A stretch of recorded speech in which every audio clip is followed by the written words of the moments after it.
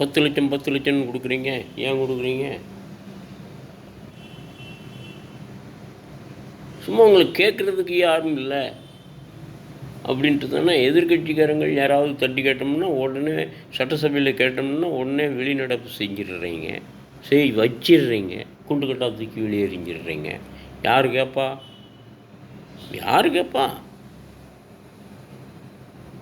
நினைச்சு பாருங்கள், ஒரு பிரபல தலைவர், பகுஜன்வாடி கட்சி தலைவர் ஒருத்தரே இறந்து போயிட்டார். 11 பேரை பிடிச்சிருக்கீங்களா? பிடிச்சி என்ன பண்ணீங்க? அவங்க மேலே என்ன நடவடிக்கை எடுத்தீங்க? ஒன்றும் இல்லை, கண் துடைப்புக்காகத்தான் அவங்களை பிடிச்சிருக்கேன் அப்படிங்கிறீங்க. அவங்களே 8 பேர் வந்து ஆஜராகிட்டாங்க. இன்றைக்கி பேப்பரில் 11 பேர் பிடிச்சிருக்கோம் அப்படிங்கிறீங்க. என்ன அர்த்தம்? அவங்களுக்கு என்ன தண்டனை கொடுத்தீங்க? அவங்களுக்கும் தண்டனை கொடுக்கல. ஒரு திருநெல்வேலியில் ஒரு காங்கிரஸ் தலைவரை வெட்டி கொண்டாங்க. அதுக்கு இதுவரைக்கும் எந்த பதிலும் தரல.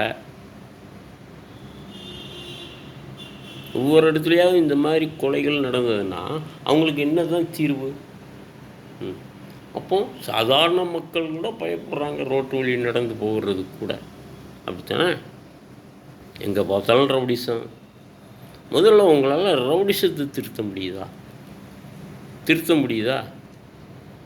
இத்தனைக்கும் யாரோ சொல்கிறாங்க,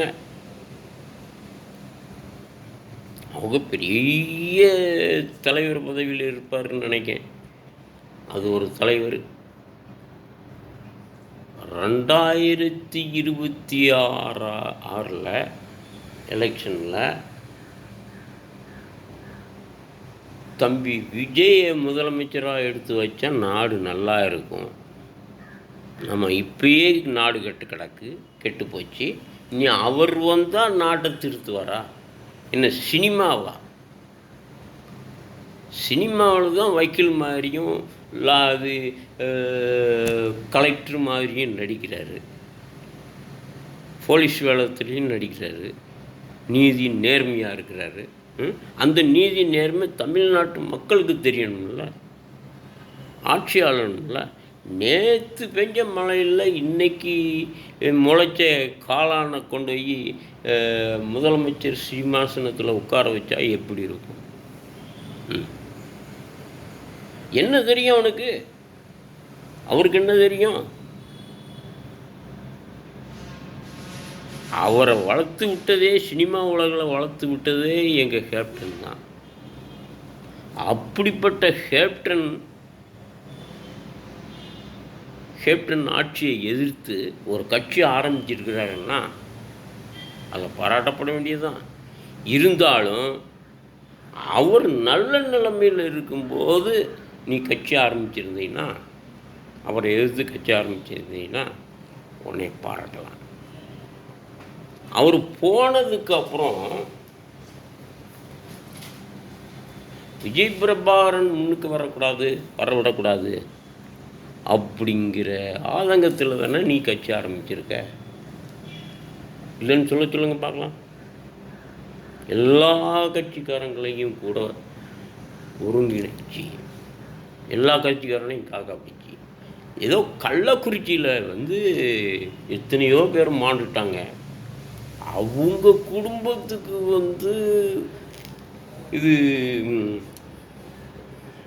வைர மோதிரம், தங்க செயின் அன்பளிப்பாக கொடுக்குறாங்களாம், பரிசாக கொடுத்துட்டு வராங்க இவர். அது என்ன? வெள்ளி மோதிரம் தங்க செயின் போட்டாச்சுன்னா போன உயிர் திரும்பி வந்துடுமா? எந்த முட்டாள் கொடுக்க சொன்னது? எங்கள் தலைவர், தானை தலைவர், புரட்சி கலைஞர் கேப்டன் விஜயகாந்த் நடிகராக இருக்கும்போது இல்லாத ஏழைகளுக்கு என்னென்னமோ தையல் இயந்திரம் கொடுத்தாரு, 3 கால் சைக்கிள் கொடுத்தாரு, கால் ஊனமானவர்களுக்கு இந்த மாதிரிலாம் சேவை செய்கிறாரு. பள்ளி மாணவர்களுக்கு பாடப்புத்தகம், நோட்டு புக்கு இதெல்லாம் கொடுத்தாரு. படிக்க வச்சார். கர்ம வீரர் காமராஜர் மாதிரி. அப்படி இருக்கும்போது நேற்று பெஞ்ச மழையில் இன்னைக்கு முளைச்ச காளான முதலமைச்சராக உட்கார வைக்கணும், உட்கார வச்சா நாடு நல்லா இருக்கும் அப்படின்னா என்ன அர்த்தம்?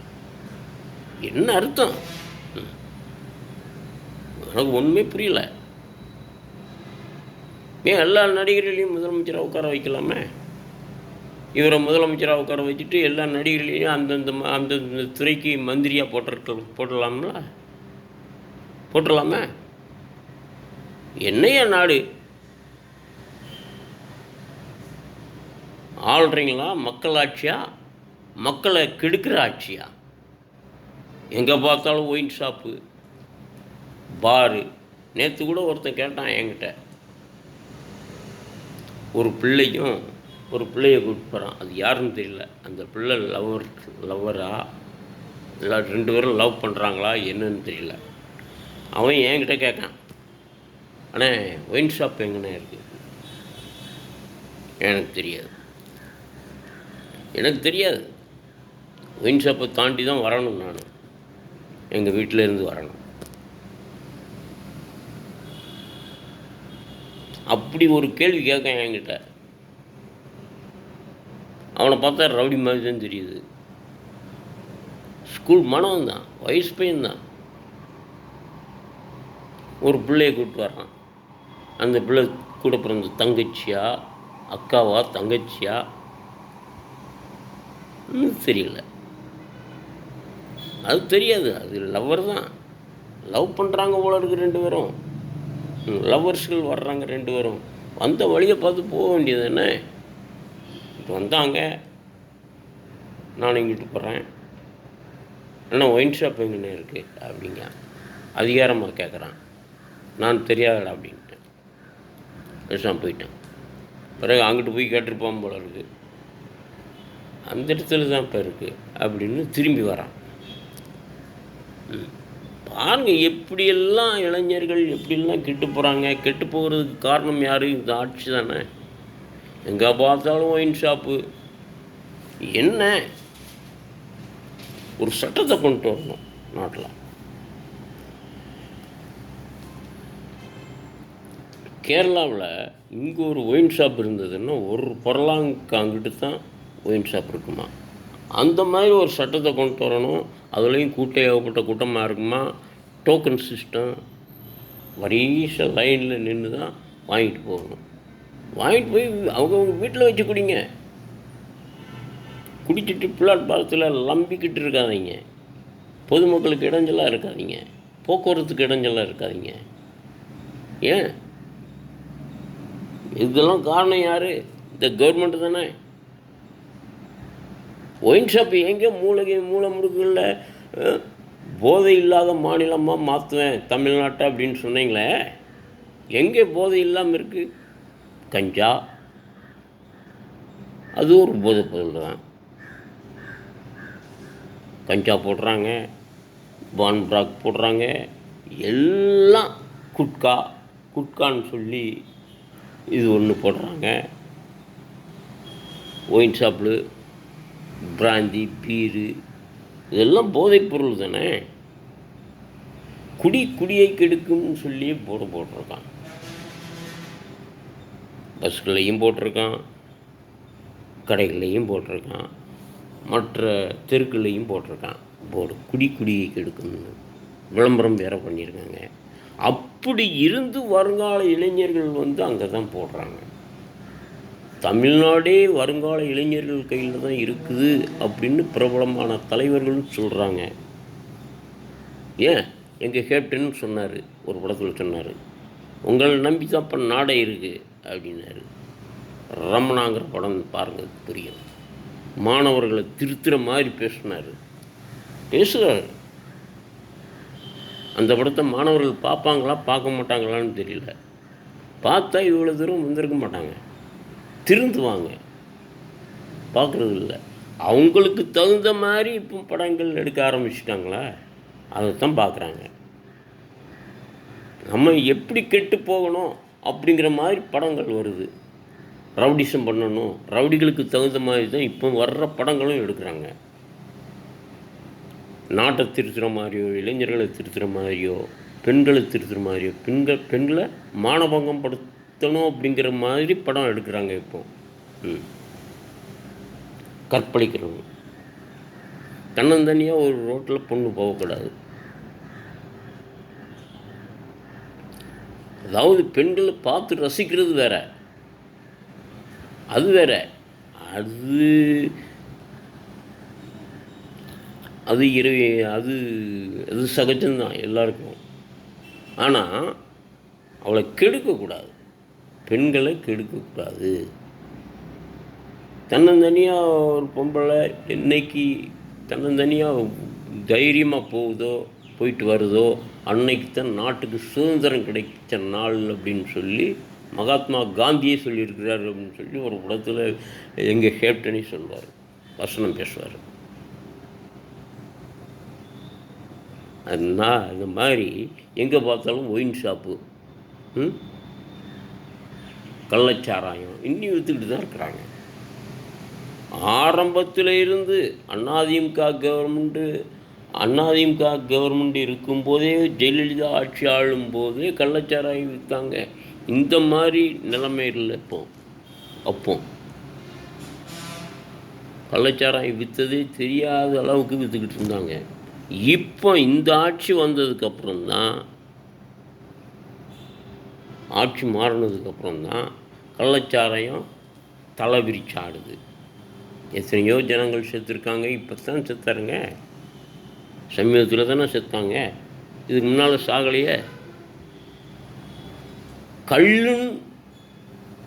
கல் காய்ச்சக்கூடாது அப்படின்னாங்க.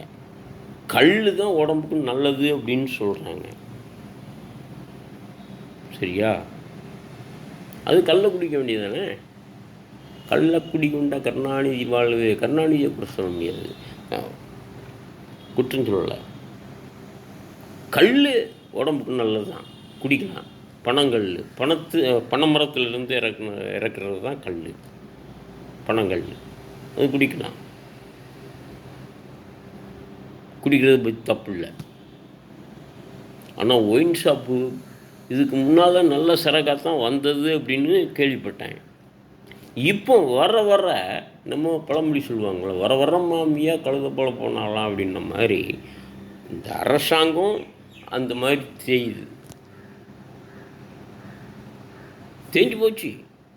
ஆரம்பத்தில் கொஞ்சம் நல்லா தான் இருந்தது, இப்போ வர அதுவும் கெட்டு போச்சு.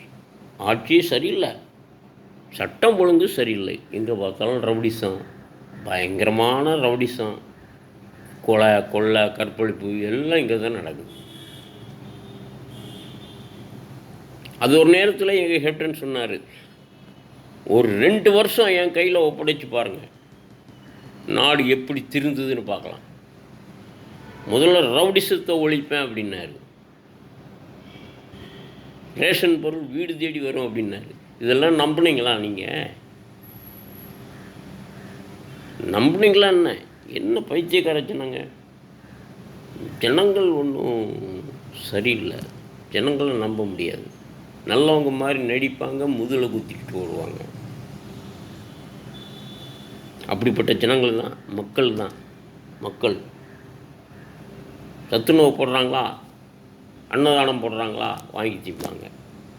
இப்போ கதறி எழுதி என்ன பண்ணுறது? நல்ல மனுஷனை நம்ம இழந்துட்டோம். கதறி அழுகிறாங்க. கேப்டன் தான் எங்களுக்கு தெய்வம், வாழ வைக்கும் தெய்வம். இப்போ தெரியுது இல்லை, அவன் ஒரு திருடன், நானும் ஒரு திருடன், 2 பேரையும் தானே மாறி எடுக்கிறீங்க நீங்கள். 3வது மனுஷனை யாரோ அவனை வரவிட மாட்டேங்கிறீங்களே. ஓட்டு போடுங்க, எதிர்கட்சி தலைவராக எடுத்து வச்சிங்கள்ல எங்கள் கேப்டனை, முதலமைச்சராக ஆக்குங்க. தயவு செஞ்சு இப்போ நீங்கள் உணர்றீங்கள, இந்த ஆட்சியை வேண்டான்னு சொல்கிற அளவுக்கு மக்கள் திருந்திட்டாங்க. இப்போ திருந்தி அந்த மக்கள் வாயாலேயே வருது அப்படின்னு சொன்னால், இந்த மக்கள் தானே அப்போ இருந்தாங்க, எங்கே போச்சு? இப்படி சொல்ல வேண்டியதானே? கேப்டனுக்கு தான் எல்லோரும் ஓட்டு போடணும், கேப்டனுக்கு தான் முதலமைச்சராக எடுத்து வைக்கணும்.